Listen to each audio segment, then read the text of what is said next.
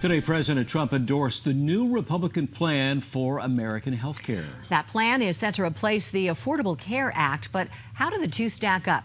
Here to help us through the pros and cons is insurance expert Craig Gussin. Good to see you, as always. Always good to see you. All right, we went from not having a plan B to having it laid out in full. Where do we begin? I think we begin with people understanding that this is not going to happen overnight.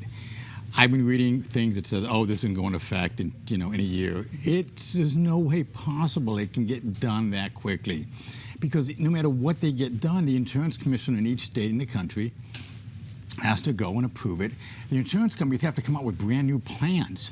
And they can't do that overnight. So I'm looking at 2019, 2020, before they really get this up and running. So don't panic. Yeah. No.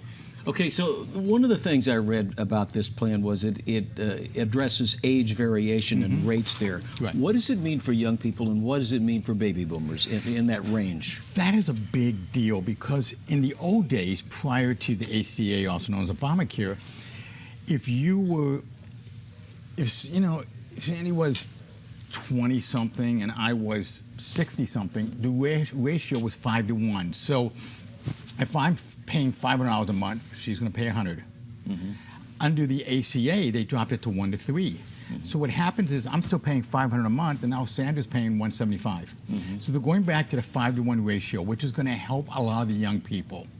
So that is a very good thing. I'm really happy that you're doing that. It's something we've been asking for years, because that's going to lower the cost of people in the 20s and 30s. It helps them, but what does it do for baby boomers? Does it increase the cost? It's really not going to affect us, because what the insurance companies look at is, Alan, what's it going to cost you and I? And they're going to look at that's the price. And then they go backwards to what they're going to charge a 20 and 30-year-old. Well, if they go back now and say, okay, now we're back to a 5 to 1 ratio, they're not really going to. I've seen people talk about that the rates for older people are going up. I've never seen it. I've actually seen the opposite effect. So a lot of what you're hearing and people talking about is not right. I mean, I just got back from Washington, D.C. about 2 weeks ago, and it was amazing how well everybody got along and how much they all wanted to get this done. And I kept hearing rumors that they were going to get it done this quickly, and I thought, no way. But to hear, like you guys talked about a couple minutes ago, this is just a proposal. It's the beginning. How does this proposal impact Medicaid? That is the $100 question. We talked a lot about that when I was in Washington, D.C., and what every legislator I talked to on both sides of the aisle said, if we could take care of the Medicaid issue, everything else is done.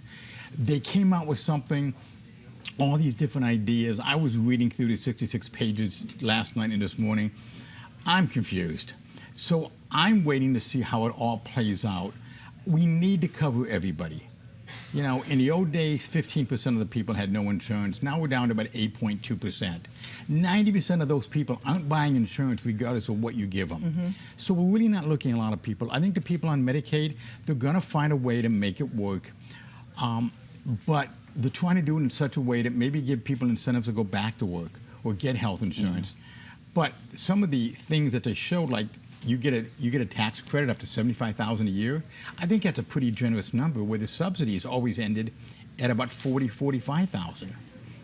So I think we're going to see a lot of different things.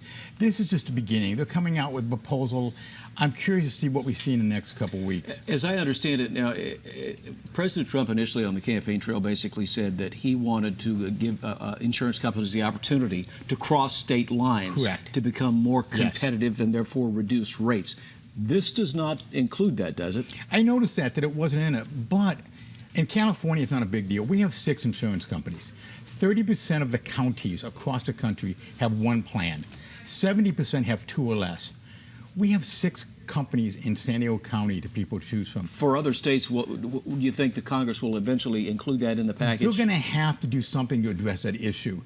Health insurance is expensive because health care is expensive, but you also need competition.